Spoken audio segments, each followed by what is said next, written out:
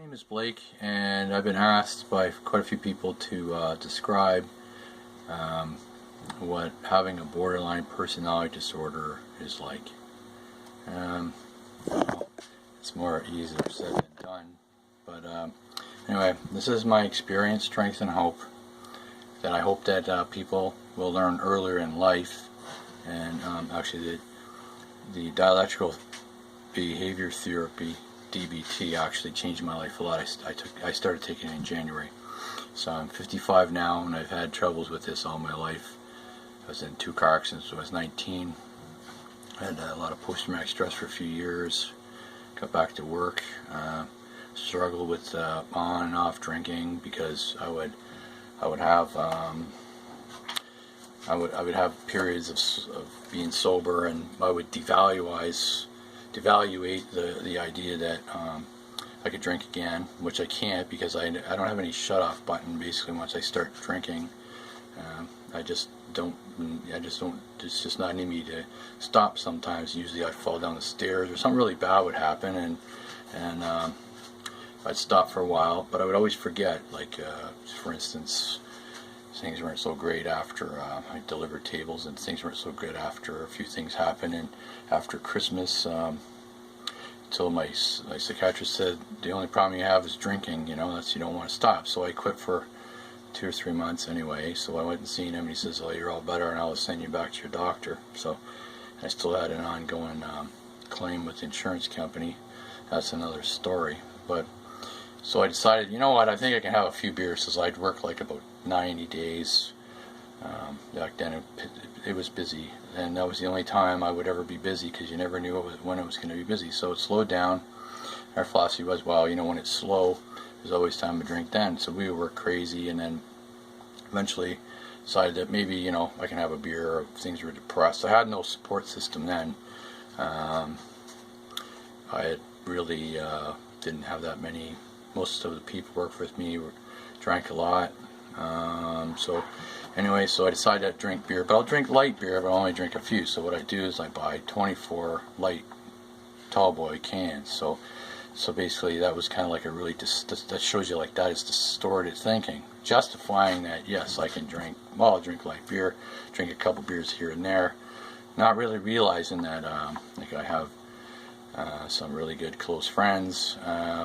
The one in general there, I won't mention any names. Anyway, his philosophy was, it's easier just to stay sober than it is to get sober. So anyway, so now I'm sober 2 years now, over 2 years.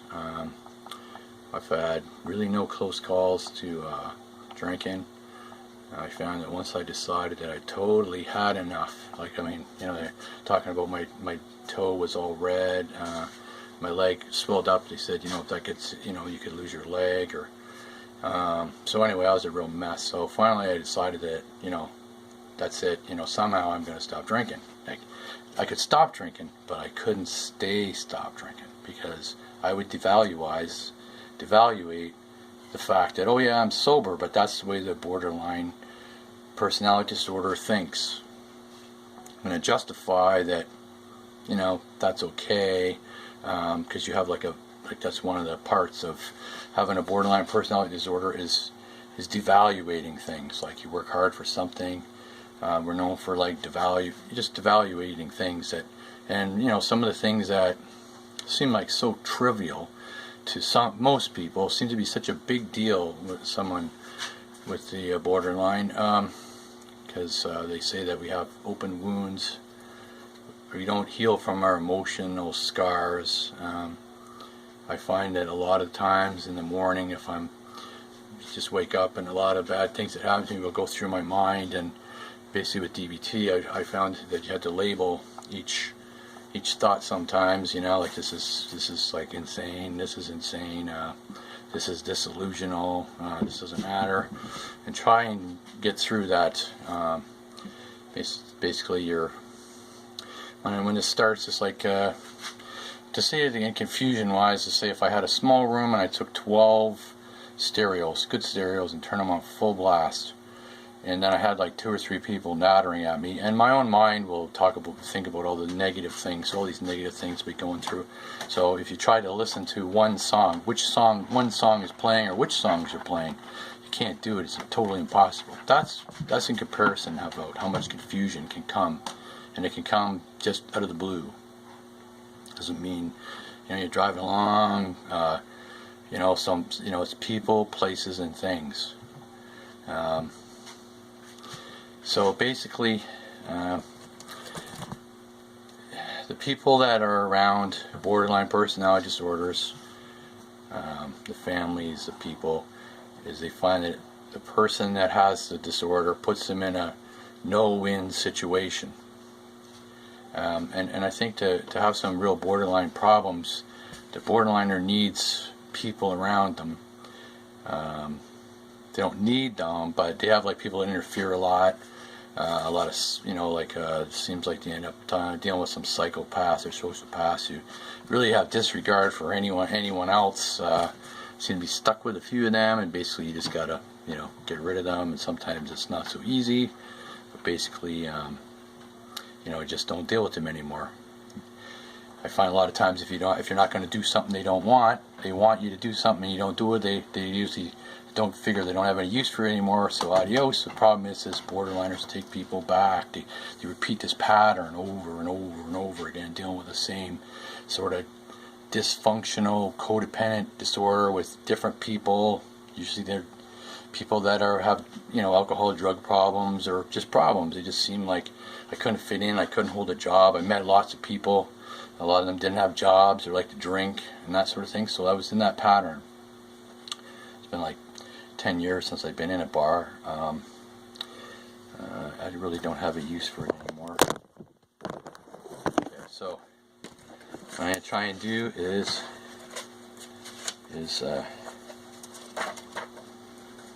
the criteria for BPD, borderline personality disorder.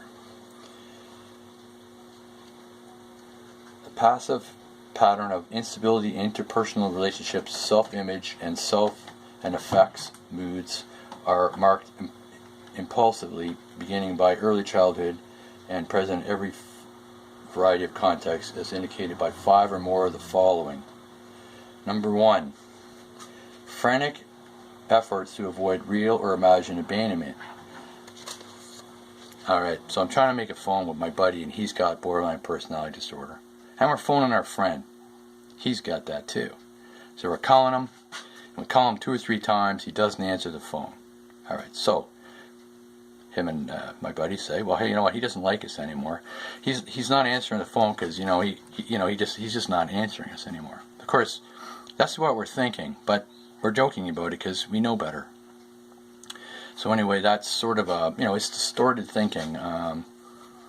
Sometimes they don't like to be left alone. That sort of thing. Okay, so 2, a pattern of unstable and intense interpersonal relationships characterized by alternating between extremes of idealization and devaluation. That's what I was talking about. You get something good, it's for some reason, I don't know why, you always have to validate this is important. I mean, it's when everything, you feel like you want to throw everything away, like I don't care anymore. It was important 10 minutes ago, but today is, now it's not important anymore. So to hell with this, right? So the problem is you got to catch yourself with that and change your thoughts. But that's a common thing, and it's just that I think that's something that borderliners are stuck with. So when they say, hey, you'll never amount to anything and all that kind of stuff, like a lot of teachers at school said, I just didn't care and I would, never amount to anything. But anyway, that's another story. If I liked school and I liked the class, I did really well. If I didn't like the class and seemed to not fit in, then I did terrible, especially at the end. Identity disturbance marked by persistent, unstable of self-image or sense of self. Well, like it's a common thing. You kind of feel okay, and then like I can't do this, and there's a lot of negativity. It's usually if you're pressed under time. somebody wants you to do something that you can't really do anyway, and there's not enough time or money. Money's always the issue. Money problems, money. That's always a trigger. It's like we say, we all have triggers. People, places, and things. 4. Impulse. At least 2 areas that are self-damaging. Spending, substance abuse, reckless driving, shoplifting, binge eating. I mean, there's all kinds of them.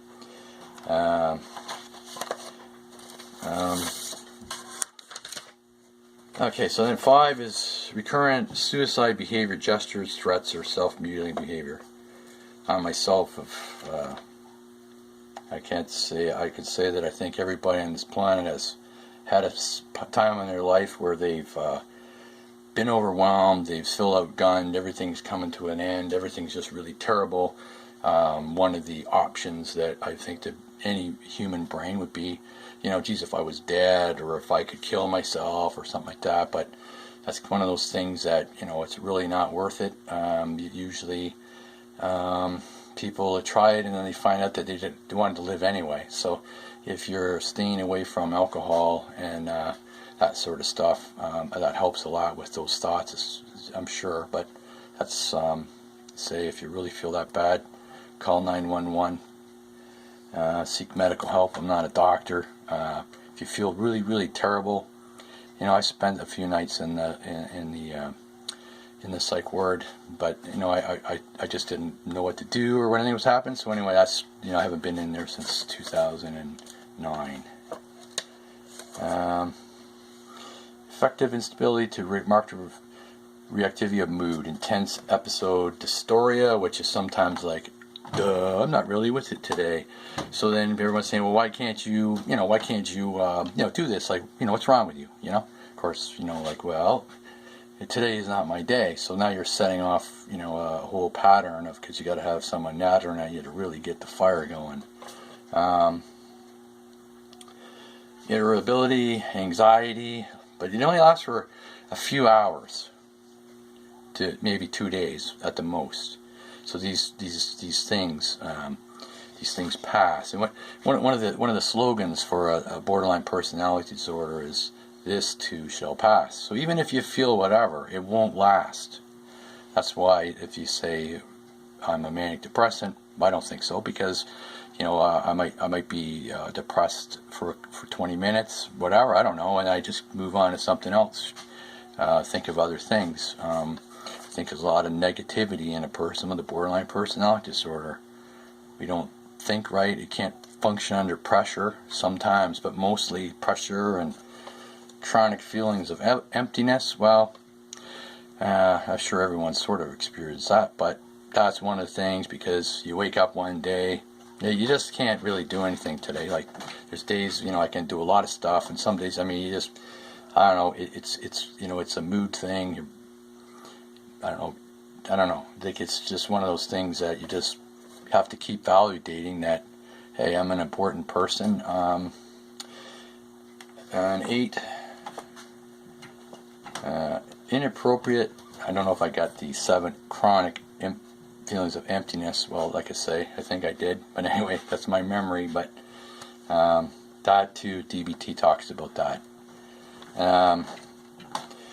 8, inappropriate intense anger or difficult controlling anger. Frequently displays of temper, constant temper, fist fights, that sort of thing. Borderliners don't like to fight. We don't want confrontation. We'll do anything not to have a fight. That's what I do anyway. I've heard that. But me, I don't want to fight. Last thing I ever want to do is have a fight with anyone. The number one is I mean, in high school I got bullied, and then, well, mostly in public school, and then one day I just had a psychotic outburst, they call it, and apparently it was enough of a real freak show that I never really did have any more trouble with anyone again. That's one of those things that you just can't let things build up. But I just got tired of getting beat up, so I decided, that had to learn how to fight. But it was more of a freak show. I just freaked right out anyway. I mean, I guess my eyes were going all buggy and everything. But I just had enough, I guess. transient, self-related, paranoid ideation, or severe dissociative symptoms. Well, that's sort of when you kind of like you just can't really deal with things, so you just kind of, I guess, like dissociate. Denial is a big thing. I think the biggest problem with the borderline personality disorder that I've experienced is that, especially in the early years, is that I want to blame everyone else for my problems. I didn't understand that, a lot of this stuff I did it to myself. Once you know you have a borderline personality disorder, you know that you have it. And I found that a lot of people that have a borderline personality disorder seem to want to seek help. It's not one of those, sure, there's some people in denial, but most of the people are seeking help. The problem is they don't know where to turn. The people that are around them don't know where to turn. It's a real mess. It really is. So if you're trying to control a person with a borderline personality disorder, I think they say this in Chinese the best: rot's a ruck. It's totally impossible. Now there's another option too, is that the person that's having all the problems, is he controlling the borderline personality disorder? Is he causing some of the problems? Are they taking responsibility to some of this? Like, you drink too much. Why didn't you go to work? Where's your money? Why are you sleeping in? Why are you being so quiet? Why is this? I mean, it goes on. The list can stand here forever. Forever and ever. But the problem is, if you took someone that was trying to control the other person was sick, so you went to the doctors and the psychiatrist sees both people, chances are the person with the borderline personality disorder will go home sooner than the person that is controlling him is out of their mind. Just, it's driving them totally insane, and that's one of the problems. Is now you're driving not only yourself nuts, you're driving the person that you're dealing with nuts. And the controlling person, in my opinion, is more sicker than the person that's struggling with this disorder. If you get controlling people in your life, that's really where it really gets really complicated. Is, the favorite song of a borderline personality disorder, my favorite and many people that I know, is "I Will Survive." I think it's Donna Summers. You throw me somewhere, I'll find a way, I'll get back again. But somehow this codependency relationship with some people, everything gets twisted around. So it becomes, it's not just the borderline personality disorder, it's the people around them as well. Or, this, I don't know whether it's enabling or something like that. So I can be reached at, my name is Blake Holland. You can reach me on Facebook. I hope that sort of helps someone. The only thing you can do is, there's a book, Stop Walking on Eggshells. It's wrote for people that are trying to figure out borderline personality disorders. So basically there's, I promised a few people that I was on one of the borderline support groups, and I promised them that I would, as well as the friends of, and the families of borderline personality disorder, I promised them I'd make a video. So here it is. There's always hope. Hopefully sooner than later, because if you can get a counselor, you have to hunt around for this DBT course. I ended up going to Toronto. There's lots of stuff online. I'm going to be starting a DBT course, another course, DBT course, near the end of this month. If I get some more people asking, I could actually try and see if I could. It's a 12-week course. I could actually see if I could post something. I'm just on here to help. I hope that someone I can help. Because if I knew this, 45 years ago, this would have been perfect for me. Because I really had some really tough times with this thing, got me into some trouble sometimes, because if you have a borderline personality disorder, sooner or later, if you're not treated or you're not getting some help for it, sooner or later you'll run into trouble, some kind of trouble. Doesn't matter, you will. I mean, I think it's inevitable. And I run into lots of trouble. I didn't know any better. I didn't even realize. And the main thing is called awareness. Awareness, focus. A lot of people that once you get sort of touched them in this, your awareness drops. So the self-awareness is very important. So anyway, hopefully that helps you. So, like I say, you can't control someone else's thoughts or how they behave. Then the person that's doing that is actually just causing these. Mostly to me, that's more half or more is a person that the borderline personalities around when they're trying to become controlling and they can see the frustration, but they say like it's little words. We're very sensitive, but you can't help that. That's just it's just the way. That's all part of the disorder. Is I'm very sensitive, very emotional. I can't. It should really be called emotion regulation disorder. I cannot. I can a lot better now, but at one point I could not control my emotions.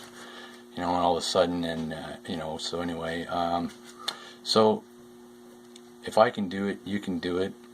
Good luck. There's lots of help out there on the internet. If you have an alcohol problem, I suggest that there is a few programs. One in particular, I'm not a member of any programs, but there is a couple programs that are out there for drinking. If you're trying to control a drinker, there's a program for that too. The problem is if you want to drink, I found that I could drink for a little while here and there, but sooner or later I'd run into trouble, because once I started drinking, I lost control of how much I could drink. I would say that, the first step in Alcoholics Anonymous is I'm powerless over alcohol and my life has become under management. Well, definitely. The problem is I have no shut off button. If I start drinking or I start doing anything in excess, I just get carried away. There's just really no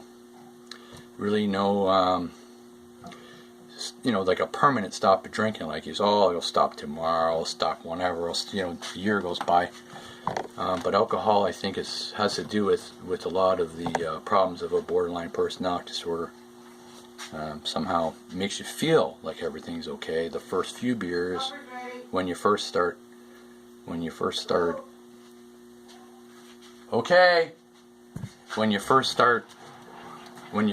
drinking, it seems to calm all that noise. The stereo is all blasting. You have a few beers, it stops it. The problem is not only is it a temporary fix, eventually though, it leads into more beer, and So I want to leave you with this thought: the AA slogan for borderlines, one of them, which is important, is